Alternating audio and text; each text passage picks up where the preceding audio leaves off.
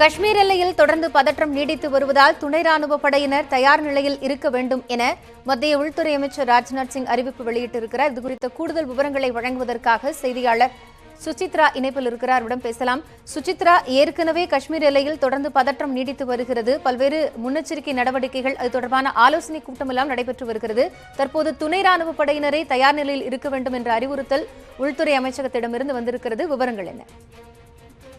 இன்று அதிகாலையிலிருந்து ஜம்மு காஷ்மீர் எல்லை பகுதியில் இந்திய விமானப்படை மற்றும் பாகிஸ்தான் விமானப்படைகளுக்கு இடையே நடைபெற்று வரும் தொடர் தாக்குதலால் பதற்றமான சூழ்நிலையானது நிலவி வருகிறது. அதனைத் தொடர்ந்து இன்று காலை முதல் டெல்லியில் உள்ள உள்துறை அமைச்சகத்தில் உள்துறை அமைச்சர் ராஜ்நாத் சிங் தலைமையிலான ஆலோசனை கூட்டமானது நடைபெற்று வந்தது. தேசிய புலனாய்வு தலைவனுடைய தலைவர் அஜித் தோவல் மற்றும் முக்கிய பாதுகாப்பு அதிகாரிகள் அடங்கிய இந்த ஆலோசனை கூட்டமானது கடந்த 2 மணி நேரங்களுக்கு மேலாக நீடித்து தற்பொழுது முடிவடைந்துள்ளது.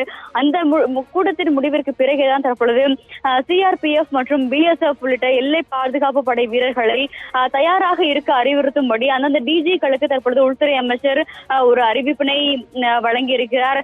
முக்கியமாக தற்பொழுது பாகிஸ்தானுடைய F-16 என்ற ரக விமானமானது இந்தியாவினுடைய எல்லைக்குள் புகழ்ந்து இந்திய ரஜோரி என்ற இடத்தில் உள்ள ராணுவ முகாமின் மீது தாக்குதல் நடத்த முயற்சித்தது. அதனை இந்திய விமானப்படையானது மீண்டும் விரட்டி எடுத்திருக்கிறது. அந்த தாக்குதலை தொடர்ந்து மீண்டும் ஒரு பதற்றமான சூழ்நிலையானது எல்லைப் பகுதியில் நிலவி வருவதால் எந்த விதமான தாக்குதலுக்கும் சிஆர்பிஎஃப் மற்றும் பிஎஸ்எஃப் படை வீரர்கள் தயாராக இருக்க வேண்டும் என அறிவுறுத்தப்பட்டுள்ளது. இது தவிர விமானப்படை மற்றும் கப்பற்படை ஆகிய முப்படைகளுக்குமே தயார் நிலையில் இருக்க வேண்டும் என்ற ஒரு உத்தரவை உள்துறை அமைச்சர் ராஜ்நாத் சிங் வழங்கியுள்ளதாக உள்துறை அமைச்சகத்தினுடைய வட்டாரங்கள் தெரிவிக்கின்றன. இன்று காலை முதல் நடைபெற்று வந்த ஆலோசனை கூட்டத்திற்கு பிறகு தற்போது ராஜ்நாத் சிங் அவர்கள் சத்தீஸ்கர் மாநிலத்தில் உள்ள பிலாஸ்பூர் பகுதிக்கு செல்ல உள்ளார். அங்கிருந்து நேரடியாக ஜம்மு காஷ்மீர் பகுதிக்கு செல்வதற்கான வாய்ப்புகள் மிக அதிகம் இருப்பதாகவும் உள்துறை அமைச்சகத்தினுடைய வட்டாரங்கள் தெரிவிக்கின்றன. தற்பொழுதைய பொறுத்த அளவில் எந்த விதமான தாக்குதலை பாகிஸ்தானிடமிருந்து வரும் எந்த தாக்குதலுக்கும் தகுந்த பதிலடி தரும் வகையில் விமானப்படை மற்றும் ராணுவ வீரர்கள் தயாராக இருக்க வேண்டும் என்ற ஒரு உத்தரவை மத்திய உள்துறை அமைச்சர் அந்தந்த டிஜிக்களுக்கு தற்பொழுது அதிகாரப்பூர்வமாக ஒரு அறிவிப்பை வழங்கியிருக்கிறார். காயத்ரி, சுசித்ரா, மிக குறிப்பாக எந்தெந்த பகுதிகள் எல்லாம், அதாவது பதற்றமாக இருக்கக்கூடிய எந்தெந்த பகுதிகளுக்கெல்லாம் கூடுதல் கவனம் தேவை என்று சொல்லப்பட்டிருக்கு?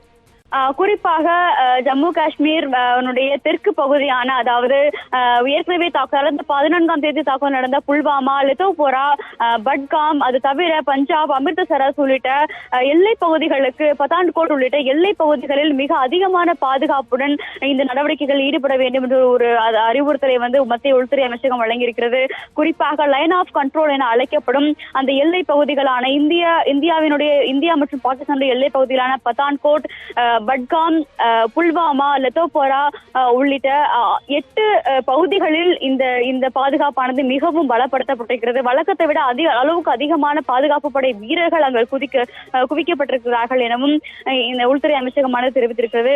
அந்த பகுதிகள் தான் தொடர்ந்து தாக்குதலானது அதாவது இந்தியா மற்றும் பாகிஸ்தான் ராணுவத்தினருக்கு இடையே தற்போது நடைபெற்று வருகிறது. குறிப்பாக தெற்கு காஷ்மீர் பகுதியில் அமைந்துள்ள ரஜோரி செக்டார் மற்றும் லெத்தோபரா உள்ளிட்ட பகுதிகளில் பாகிஸ்தான் அவர்களுடைய ஊடுருவல் மிக அதிகம் இருப்பதாகவும் உள்துறை அமைச்சகமானது ஒரு தகவலை தெரிவித்திருக்கிறது. காயத்ரி, சுசித்ரா, பாகிஸ்தான் தரப்பிலிருந்து எது போன்ற தாக்குதல்கள் நடத்தப்படும், அதற்கு தயார் நிலையில் துணை ராணுவ படையினரை இருக்க வேண்டும் என்ற அறிவுறுத்தல் தற்போது வழங்கப்பட்டிருக்கிற இந்த நேரத்தில் எந்த நேரத்தில் வேணாலும் பாகிஸ்தான் தரப்பிலிருந்து தாக்குதல் இருக்கலாம், அதற்கு பதிலடி தர வேண்டும் என்று முடிவெடுக்கப்பட்டிருக்கிறது. இந்தியா தரப்பிலிருந்து இந்த விவகாரத்தை, இந்த சூழலை எப்படி கையாள திட்டமிடப்பட்டிருக்கிறது? ஒருவேளை தாக்குதல் நடைபெறும் பட்சத்தில் துணை ராணுவ படையினர் மட்டுமல்லாமல் தொழில்நுட்ப ரீதியாக இதை எப்படி அணுகலாம் என்ற ஆலோசனை நடைபெறுமா? இந்தியாவை பொறுத்த அளவில் ஏற்கனவே அந்த ஆலோசனைகள் அனைத்துமே கடந்த 2 நாட்களாகவே நடந்து முடிந்துள்ளது.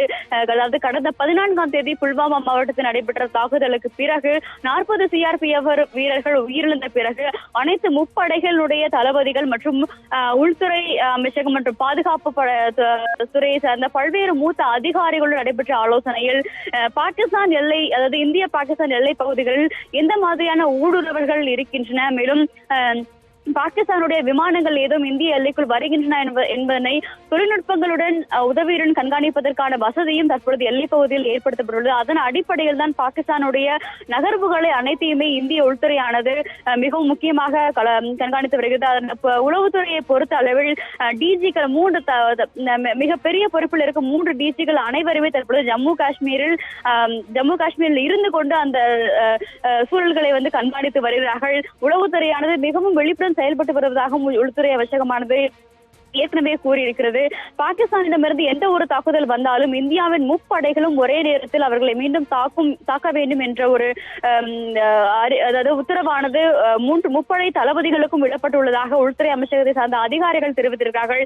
பாகிஸ்தானை விட நிச்சயமாக இந்தியா பலத்த மிகவும் பெரிய தாக்குதலை திருப்பி வழங்கும் என்ற ஒரு உத்தரவு தான் அனைத்து தலைமை தளபதிகளுக்கும் வழங்கப்பட்டிருப்பதாகவும் உள்துறை அமைச்சகமானது தெரிவித்துள்ளது. இதனை அடுத்து, அதாவது தற்பொழுது பிலாஸ்பூர் செல்ல உள்ள உள்துறை அமைச்சர் நிச்சயமாக அங்கேயும் எல்லை பகுதியில் சத்தீஸ்கர் உள்ளிட்ட பதான்கோர் உள்ளிட்ட எல்லை பகுதிகளிலுடைய சூழல்களை ஆய்வு செய்வார் என எதிர்பார்க்கப்படுகிறது. தற்பொழுதை பொறுத்த அளவில் உளவுத்துறை மற்றும் உள்துறையை சார்ந்த அதிகாரிகள், தேசிய புலனாய்வு அமைப்பினுடைய தலைவர்கள் உள்ளிட்ட அனைத்து பாதுகாப்புத்துறை அதிகாரிகளுமே விழிப்புடன் பல்வேறு பாதுகாப்பு முயற்சிகளில் ஈடுபட்டு வருகிறார்கள். மிகவும் விழிப்புடன் செயல்பட்டு பாகிஸ்தானுடைய அடுத்த நகர்வினை கண்காணித்து வருகிறார்கள் என்றுதான் சொல்ல வேண்டும். காயத்ரி, சுசித்ரா, இப்போ இருக்கிற சூழ்நிலையில எல்லையில நிலவக்கூடியது போன்ற ஒரு பதற்றம் அப்படிங்கிறது ஒரு போர் உருவாவதற்கான ஒரு சூழலை ஏற்படுத்தி விடாதா அப்படிங்கிற ஒரு கேள்வி இருக்கிறது. இதை இரு தரப்பிலிருந்துமே எப்படி எதிர்கொள்ள போகிறார்கள் என்பதை நாம் எப்படி புரிந்துக்கலாம்? அதாவது இந்தியாவை பொறுத்த அளவில், அதாவது மிகப்பெரிய போர் என்ற அளவிற்கு செல்லக்கூடாது என்பதில் தான் இந்தியா தெளிவாக இருக்கிறது. ஆனாலும் பாகிஸ்தான் மீண்டும் மீண்டும் இந்தியாவினை தாக்கும் பட்சத்தில் நிச்சயமாக போரினை எதிர்கொள்ள தேவையான அனைத்து தயார் வசதிகளும் இந்திய அரசாங்கத்திடம் இருப்பதாகவும் முப்படைகளும் அதற்கு தயாராகவே இருப்பதாகவும் உள்துறை அமைச்சகமானது தெரிவித்திருக்கிறது. பாகிஸ்தானை பொறுத்த அளவில் இந்தியாவினுடைய ஒரு தாக்குதலுக்கு 10 தாக்குதல் திரும்பி வழங்குவோம் என்ற ஒரு கருத்துக்களைத்தான் அவர்கள் தங்களுடைய பல்வேறு விதங்களுக்கு கூறி வருகிறார்கள். நேற்று பிரதமர் இம்ரான் கானுடைய கூட்டத்திற்கு பிறகும் இந்தியாவின் மீது தாக்குதல் நடத்த வேண்டும் என்ற ஒரு முடிவே எடுக்கப்பட்டுள்ளதாக பாகிஸ்தானிலிருந்து வரும் செய்திகளும் தெரிவிக்கின்றன. இந்தியாவை பொறுத்த அளவில் எல்லை பகுதியை பாகிஸ்தானுடைய ராணுவத்தினின் மீது தாக்குதல் நடத்துவதில் எந்த ஒரு எண்ணமும் கிடையாது. ஜெய்ஷ் இ முகமது, லஷ்கர்-இ-தொய்பா, தாலிபான் உள்ளிட்ட தீவிரவாத முகாம்கள் பாகிஸ்தானில் அதிகமாக இருக்கின்றன. அவர்களால் இந்தியாவிற்கு அச்சுறுத்தல் மிக அதிகமாக இருப்பதன் காரணமாகத்தான் ஜெய்ஷ் இ முகமது முகாம் அமைந்துள்ள பாலகோட் மீது தாக்குதல் நடத்தியதாக குறிப்பிட்டிருந்தார்கள். அதனால் பாகிஸ்தான் ராணுவமானது தேவையற்ற வீண் புகார்களை இந்தியா மீது செலுத்தி இந்தியா மீது தாக்குதல் நடத்துவதை தவிர்க்க வேண்டும் என்ற ஒரு வேண்டுகோளும் இந்தியாவிடமிருந்து வழங்கப்பட்டுள்ளதாக தகவல்கள் தெரிவிக்கின்றன. காயத்ரி, காஷ்மீர் எல்லையில் தொடர்ந்து பதற்றம் நீடித்து வரும் நிலையில் துணை ராணுவ படையினரை தயார் நிலையில் இருக்க வேண்டும் என உள்துறை அமைச்சகம் உத்தரவு பிறப்பித்திருக்கிறது. துணை ராணுவ படையினர் மட்டுமல்லாது முப்படையினருக்கும் இந்த அறிவுறுத்தல் வழங்கப்பட்டிருக்கிறது. மேலும் அது தொடர்பான ஆலோசனை கூட்டமும் நடைபெற்று வருகிறது. அது குறித்த தகவல்களை வழங்கியமைக்காக நன்றி சுசித்ரா. கூடுதல் விவரங்களுக்காக மீண்டும் இணையலாம்.